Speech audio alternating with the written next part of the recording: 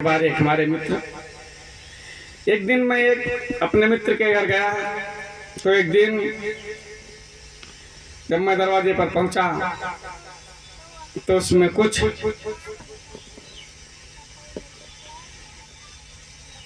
हंसने की आवाज आ रही थी। हंसने की आवाज आई तो कुछ देर तक मेरा मित्र हंस रहा था और कुछ देर के बाद भाभी जी हंस रही थी। तो ये प्रक्रम 10 से 15 मिनट तक चला। उसके बाद मैंने आवाज दी तो उसमें से हमारा मित्र निकला। तो हमने कहा कि भैया हम चुपे बैठो, हल्ला न मचाओ। उसने कहा कि भैया 15 मिनट हो गया हमें खड़े हुए और कुछ देर तक आवाज आपकी आती थी और कुछ देर भाभी जी की आवाज आती थी। तो ये क्या है?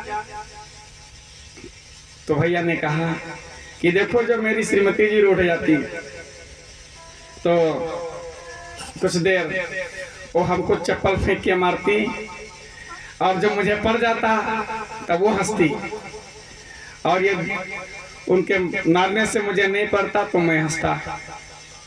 इसलिए जब मैं कार्यक्रम पर जा रहा था तो उसने कहा कि जान जा रहे हो? तो मैंने कहा कि जान क्यों बोली? तो देवी ने कहा कि जानवर कहने में लंबा होता इसलिए मैंने कहा कि 60 में बोल दूं। तो मैंने कहा कि हाँ रानी जा रहा हूं। तो उसने कहा रानी क्यों कहा? तो मैंने कहा हम नौकरानी कहने में भी लंबा होता है इसलिए मैंने रानी कह दिया। तो बात बराबर होनी चाहिए क्योंकि हम लोग अयोध्या वाले हैं और अयोध्या वाले कभी उधार नहीं रखते। आइए एक बार जब भगवान राम वन चले गए, भरत जी आए। तो भरत जी ने गुरु जी से कहा कि प्रभु एक बात बताओ कि जब भैया वन चले गए जा रहे थे तो पहले मेरी माता ने क्या मांगा था? राम जी को वनवास मांगा था या मेरे को राजगद्दी मांगा था? तब गुरुदेव ने कहा कि पहले तो राम जी का वनवास नहीं मांगा था, पहले तो भरत को 14 वर्ष का राज्य मांगा था। उसके बाद कैकेयी ने राम को वनवास मांगा। तब कहने लगे कि प्रभु आप ये कह सकते थे कि पहले एक वरदान पूरा हो जाएगा तब दूसरा मांगा जाएगा। आपने ये नहीं कहा। यदि मैं आ जाता और सत्ता पर बैठ जाता तो मैं राज सत्ता पारित कर देता कि मेरे भैया वन नहीं जाएंगे, यहीं रहेंगे और मैं अयोध्या की राज उनकी राज उनको सौंप देता। ये तो आप कर सकते थे ना। वशिष्ठ जी ने कहा कि हाँ ये तो मैं कर सकता था, लेकिन शायद भैया स्वयं बन जाना चाहते थे इसलिए यह बात मेरे ख्याल में ही नहीं आई।